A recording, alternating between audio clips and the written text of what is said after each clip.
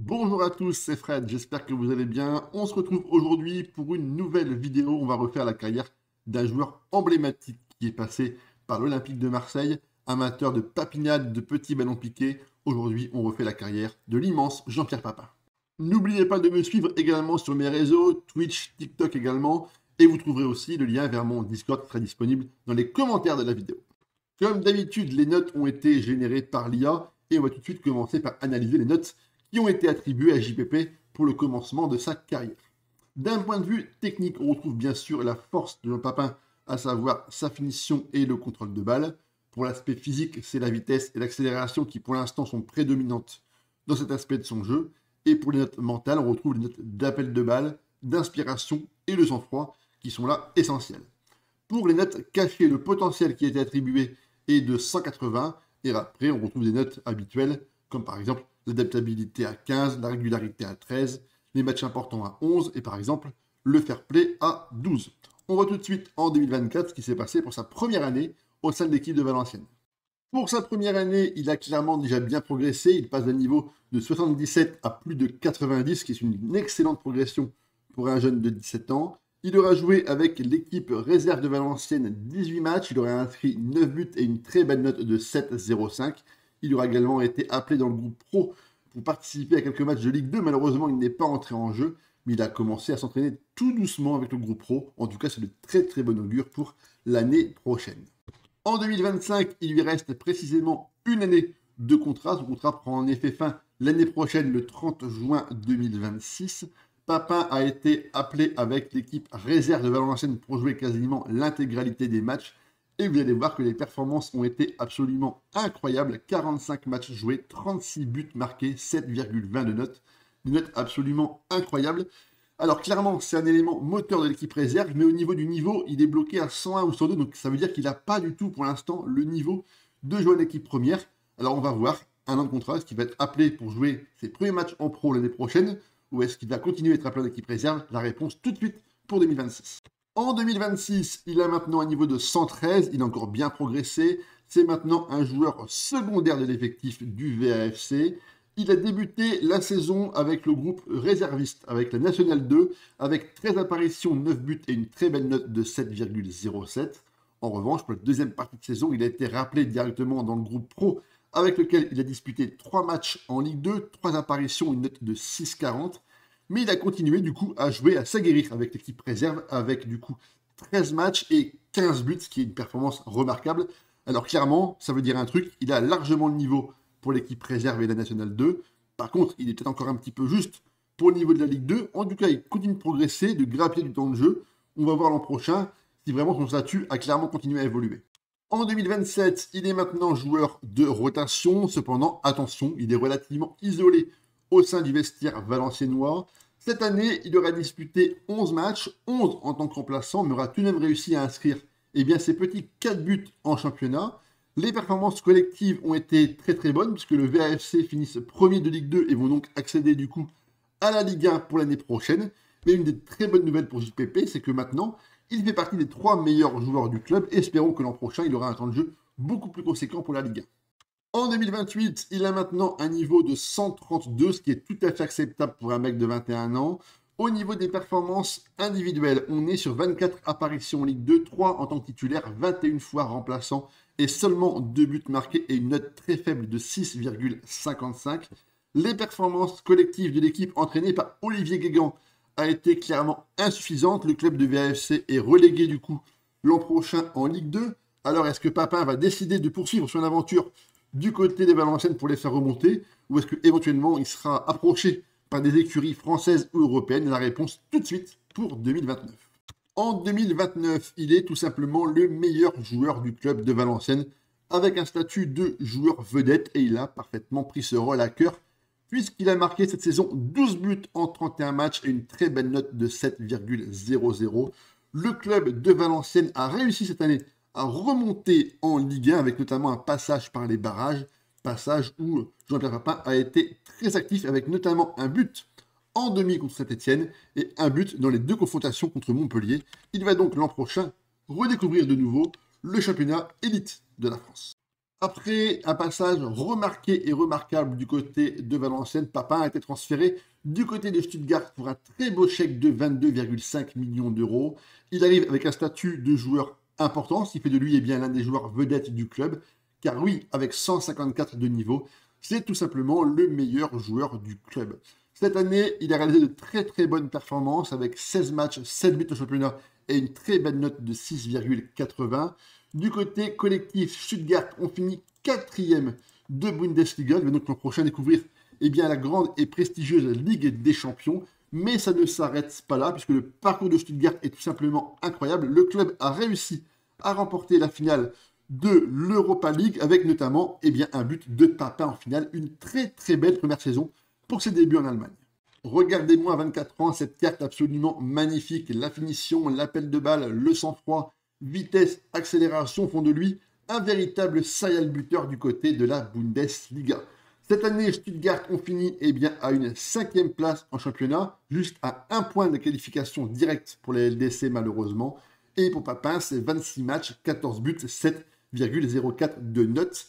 Il aura d'ailleurs cette année réussi à obtenir sa première sélection contre l'Espagne à l'âge de 24 ans. Mais le plus important, c'est que pour le moment, il est observé par 2 très grosses écuries européennes.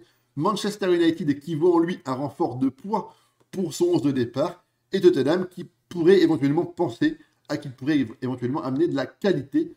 En tout cas, dans son état d'esprit, il est très content d'être sélectionné pour la première fois en équipe de France, mais il est également ravi d'être courtisé par de très grandes écuries européennes. On va tout de suite en 2032 pour voir s'il était transféré ou s'il est resté du côté de Stuttgart.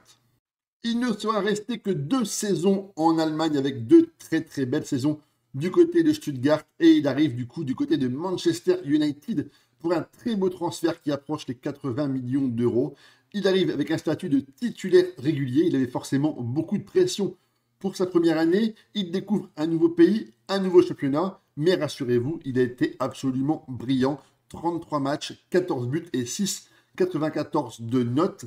Cette année, il aura également marqué ses premiers buts en sélection avec la France, 4 sélections et 4 buts déjà avec l'équipe première de la sélection française. Du côté des performances collectives, ça se passe par contre un peu moins bien. United finissent malheureusement à une décevante 7e place et vont jouer l'an prochain l'Europa League Conférence. Normalement, avec un statut pour un club comme Manchester, il y a de fortes chances à parier qu'ils puissent aller loin dans la compétition. En tout cas, c'est tout le mal qu'on puisse leur souhaiter. On voit tout de suite en 2033 s'il y a eu des trophées remportés par notre ami Jean-Pierre Papin. En 2033, il n'a absolument aucune raison de bouger du club de Manchester. Statut de joueur important, réputation mondiale, un très gros contrat à 1 200 000 euros par mois. Les performances individuelles ont été très correctes. On est sur 25 matchs, 11 buts, 7,13 de notes. Manchester, par contre, cette année, c'est encore un peu décevant. C'est une 7e place, une qualification l'an prochain pour l'Europa League. En revanche, il a remporté un premier vrai trophée que Manchester. On en avait parlé pour l'année précédente. Ils ont disputé cette année l'Europa League Conférence et ont gagné en finale contre le club de Lorient, ce qui est absolument incroyable. Et au niveau des prestations avec l'équipe de France, Papin est un joueur important. Il s'installe progressivement à la ligne d'attaque avec un statut de joueur régulier et titulaire. 17 sélections, 15 buts, c'est vraiment de très bonnes performances. Au niveau du championnat d'Europe pour 2032, on est sur une élimination de la France en quart de finale, mais Papin aura marqué en groupe contre la Norvège, l'Autriche, l'Ukraine. Malheureusement, le parcours s'arrête assez tôt avec une élimination plutôt précoce contre l'équipe d'Angleterre. On va tout de suite en 2034 pour voir s'il y a eu du mouvement et de la progression encore pour notre ami JPP. En 2034, à 27 ans, il a réalisé des performances plutôt honorables. Il est maintenant quasiment au pic de sa carrière pour un buteur. Il a joué 24 matchs, 8 buts et 6,92 de notes. En revanche, il a encore été très souvent blessé. Une blessure qu'il a mis en dehors des terrains pendant plus de 2 mois, la fameuse blessure à la hanche que tout joueur de AFM connaît maintenant par cœur. Du côté du championnat, c'est extrêmement décevant. Manchester finissent à une très décevante 11e place. Même pas de Coupe d'Europe pour l'an prochain. C'est absolument terrible pour le club mancunien. Mais forcément, ça doit arriver. Le club est très mal géré. Les coachs changent tous les 1 an et demi. Donc forcément, c'est dur d'amener de la stabilité et de la tactique au sein de cet effectif. La bonne nouvelle, par contre, pour 2034, c'est que Papin a été appelé avec l'équipe de France pour disputer la Coupe du Monde. on se projette tout de suite en 2035 pour faire un point sur sa carrière individuelle, mais également sur les prestations de son équipe nationale et de son équipe de Manchester. En 2035, c'est bien sûr forcément un élément fort de l'équipe de Manchester United. Cette année, c'est 30 matchs en fin de saison pleine sans blessure pour lui, 17 buts, 7,16 de notes et de très très bonnes performances individuelles. Du côté du club de Manchester, c'est des performances remarquables cette année. C'est une très très belle 4e place. 73 points obtenus et une qualification directe pour la LDC. L'entraîneur, c'est Julian Stephens, qui est absolument incroyable, mais tant mieux pour eux. Ils ont réussi à remporter au moins leur qualification directe pour la Ligue des Champions. On va également parler de la Coupe du Monde, ce qui était extrêmement important pour Papin dans le déroulé de sa carrière. Et cette année, vous allez voir que Papin a réalisé des performances assez incroyables avec l'équipe de France l'an dernier, puisque l'équipe de France a réussi à remporter la Coupe du Monde grâce à un parcours absolument sans faute. On démarre avec un match contre l'Uruguay, avec une victoire 2-0. Ensuite, on a une victoire contre la Nouvelle-Zélande, but de Kylian Mbappé 1-0. Contre la Suède, belle victoire 5-1, but de Clément Léon, Mbappé et Bougenza pour l'équipe de France. Mais c'est dans la deuxième partie de la Coupe du Monde que Papin va véritablement se révéler comme le joueur vedette et l'instigateur essentiel de cette grande et magnifique victoire. Contre le Maroc, Papin inscrit un but pour le 3-0.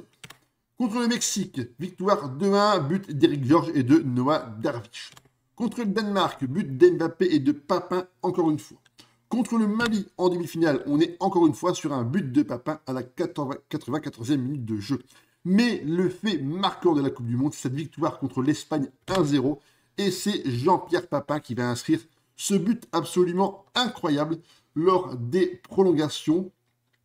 Papin, qui était titulaire, en a profité pour inscrire le but qui va offrir la victoire de la Coupe du Monde à l'équipe de France. On va donc voir ce but ensemble tout de suite. Allez, c'est parti pour le but de notre ami JPP. Alors, c'est Fessou qui a la balle de défense centrale, qui va remonter, qui passe pour Page, qui va certainement centrer fort devant le but pour Papin tout seul, qui pousse devant le gardien espagnol, qui malheureusement est médusé. Victoire 1-0 de la France en Coupe du Monde, et Papin décroche certainement le plus beau titre pour un joueur de foot, la Coupe du Monde. En 2036, il a maintenant 29 ans, son contrat est en cours jusqu'en 2039, donc encore au moins 3 belles saisons à venir pour lui. Cette année, au niveau des performances individuelles, on est sur 34 matchs, 10 buts, 7-14. On reste tout à fait dans les standards de buts habituels pour JPP. Manchester, malheureusement, sont clairement, encore une fois, dans l'irrégularité la plus totale et une 7e place. Ils vont donc l'an prochain disputer l'Europa League. C'est toujours Stéphane l'entraîneur. On va tout de suite en 2036 pour voir s'il y a eu du mouvement sur le mercato et éventuellement des progressions au niveau du classement pour le club de Manchester. En 2037, il est forcément toujours en pleine possession de ses moyens et ça se voit parfaitement sur le terrain. 31 matchs, 18 buts, 7,20 de notes, sa meilleure moyenne depuis le début de sa carrière. Avec Manchester United cette année, c'est encore une fois une 6e place. Ils vont de nouveau disputer l'Europa League pour l'année prochaine. D'ailleurs, en parlant d'Europa League, ils jouent cette année la compétition européenne et ils ont été éliminés en demi-finale contre le Racing Club de Lens. Match nul à l'extérieur à Bollard de partout, match nul à Old Trafford de partout et défaite au penalty contre le club lensois. On va également faire un point sur les compétitions de l'équipe de France, puisque l'équipe de France était engagée en Coupe d'Europe pour encore une compétition. Et du côté des Bleus, on est sûr. Alors, on est sûr. On est en Coupe d'Europe sur une défaite, en quart de finale contre l'Espagne, une défaite aux prolongations, un but de Jesus Martino. Les Espagnols ont pris leur revanche de la Coupe du Monde en s'imposant contre l'équipe de France. Et en 2038, l'Espagne a de nouveau battu la France lors de la finale de la Ligue des Nations, avec pourtant un but de Papin qui aura égalisé, mais les Bleus n'ont pas réussi à remporter cette finale. Encore une fois, de très très bonnes performances avec l'équipe de France. Regardez-moi un peu cette carte de zinzin, ces stats de buteur absolument folles. Appel de balle 20, finition 17, sang-froid 18, anticipation 17. Clairement, on est sur l'un des tout meilleurs buteurs du monde actuellement. Pour l'instant, à 31 ans, il est toujours joueur important. Il y a très très peu de concurrence sur le banc, donc il est titulaire quasiment à tous les matchs. tant mieux pour nous. Et on lui souhaite encore de très très belles saisons du côté de Manchester. Cette année, avec le club mancunien, c'est 29 matchs, 15 buts, 7,03. Et Manchester United vont retrouver l'an prochain la LDC avec une très belle 5e place. Cette année, en Europa League, par contre, c'est plus compliqué. Une défaite en demi-finale contre Bournemouth sur l'ensemble des 2 matchs et surtout une défaite terrible à la maison sur le score de 3-1, ce qui enchaîne forcément leur élimination. Défaite également en finale de la Cup contre Liverpool. Décidément, cette saison, ça a été absolument terrible dans les résultats pour Manchester United. En 2039, ça fait maintenant 4 ans que Julien Stéphan est à la tête du club mancunien et forcément, ça amène de la stabilité et quelques résultats qui sont encourageants. Papin a maintenant 32 ans, ses notes commencent tout doucement à diminuer. Techniquement, mentalement et physiquement, on arrive tout doucement sur une fin de carrière. Cette année, avec Manchester, on est sur 35 matchs, 18 buts, 7,05 de notes, ce qui est d'excellents résultats pour lui. Manchester, cette année, c'est encore une fois une 5e place et une qualification directement pour la Ligue des Champions. Au niveau de l'année dernière, sur la Coupe d'Europe, c'est une élimination contre l'Ajax d'Amsterdam en quart de finale de LDC. À chaque fois que Manchester ont l'opportunité de passer un tour supplémentaire contre une équipe qui est normalement à leur portée, à chaque fois, malheureusement, c'est la déception. C'est vraiment terrible. Il y a vraiment un gros problème au niveau du mental dans cette équipe de Manchester. Avec l'équipe de France, malheureusement, Papin, ça commence clairement à être beaucoup plus compliqué. Il est barré par un jeune joueur prodigieux qui s'appelle Léon, qui joue... non, c'est pas Léon. Comment il s'appelle déjà? Comment il s'appelle, le petit jeune? C'est Ballon d'Or d'ailleurs. Hein. Ballon d'Or, c'est Johan Clair, qui joue à Stuttgart, qui vient de l'Olympique Lyonnais, acheté pour 102 millions d'euros. Et il a une carte absolument incroyable. Il a un niveau de 180, ce qui fait de lui un excellent joueur. Et il a remporté le Ballon d'Or. Vraiment, c'est le joueur qui met Papin progressivement sur le banc dans les différentes compétitions. L'équipe de France, d'ailleurs, dans laquelle Papin a participé à la Coupe du Monde en 2039, c'est une décevante élimination au 2e tour contre l'équipe du Sénégal. Papin avait pourtant marqué le but qui a permis à la France de s'imposer contre la Belgique, un pénalty à la 95e minute de jeu. Malheureusement, l'équipe sénégalaise a été bien plus forte et la France est éliminée très très tôt dans la compétition. On va tout de suite en 2040 pour voir si la concurrence est arrivée au sein du club de Manchester United. À 33 ans, il a toujours un niveau incroyable, 165 de niveau, forcément il baisse, mais avec cette note-là, il est toujours dans les 2 meilleurs joueurs du club. Ça veut dire une chose, c'est que l'effectif de Manchester, clairement, n'est pas renouvelé et qu'il y a très peu de jeunes qui arrivent derrière pour la concurrence. Donc pour l'instant, il est encore titulaire et il peut encore enchaîner les très très bonnes performances. 31 matchs, 11 buts.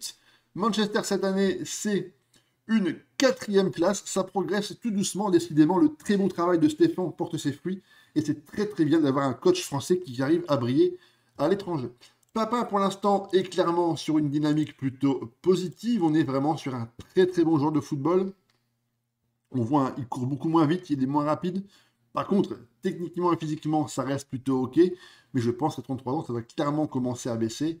Il a été appelé avec l'équipe de France en 2040 pour l'Euro. On fera également un petit point sur la compétition l'an prochain pour voir s'il a réussi à marquer ses peut-être derniers buts avec l'équipe de France. Il était en fin de contrat du côté de Manchester United où les dirigeants n'ont pas souhaité le renouveler, ce qui est totalement entendable pour un joueur de 33-34 ans. Il arrive donc du côté de l'Arabie Saoudite avec un salaire absolument stratosphérique, 5 500 000 euros par mois, de quoi pouvoir passer de belles journées au soleil derrière. D'un point de vue stats, clairement, il n'est pas en vacances. On est sur 34 matchs et 23 buts et 7,18 de notes. Cette année, il a été encore du coup appelé en équipe de France pour la Coupe d'Europe. Malheureusement, les Français ont encore été une fois éliminés par l'équipe d'Espagne qui est depuis la défaite contre la France en finale, véritable bête noire pour la sélection française. Allez, on va tout de suite en 2042 et à mon avis en 2042, ça sera la fin de la carrière. En 2042, c'est l'heure de la retraite pour JPP qui va raccrocher les crampons à l'issue de cette dernière et ultime saison. 34 matchs, 24 buts, 7,48 de notes. Il s'arrête vraiment sur une saison absolument incroyable et de très très bonnes performances. On va tout de suite faire le bilan de la carrière de JPP.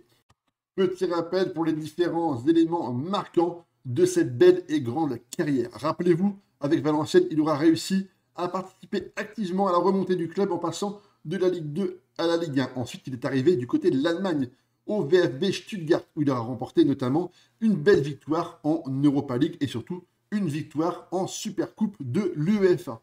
Il aura ensuite connu sa première sélection en équipe de France à l'âge de 24 ans et son premier but contre la Tunisie à l'âge de 25 ans. Il est ensuite arrivé du côté de Manchester United avec un statut de joueur important. Il y avait beaucoup de pression sur ses épaules. Mais le fait d'armes le plus marquant, c'est sa belle et grande victoire en 2034, victoire contre l'Espagne en finale. Il a inscrit le seul but de la rencontre dans les prolongations, ce qui a permis à l'équipe de France de remporter une très belle Coupe du Monde. Malheureusement, il a été quand même relativement malheureux sur les finales qu'il a disputées et les demi-finales. Des possibilités, malheureusement, par le club non exploité, ne lui ont pas permis de remporter plus de trophées. On se retrouve très vite pour une prochaine vidéo. Bien sûr, n'oubliez pas de vous abonner, commenter, liker et partager. Vous retrouverez également en lien mes différents réseaux, à savoir TikTok, Twitch et également le lien vers mon Discord. Tout ça en commentaire. Allez, à bientôt pour une prochaine carrière. Ciao les gars.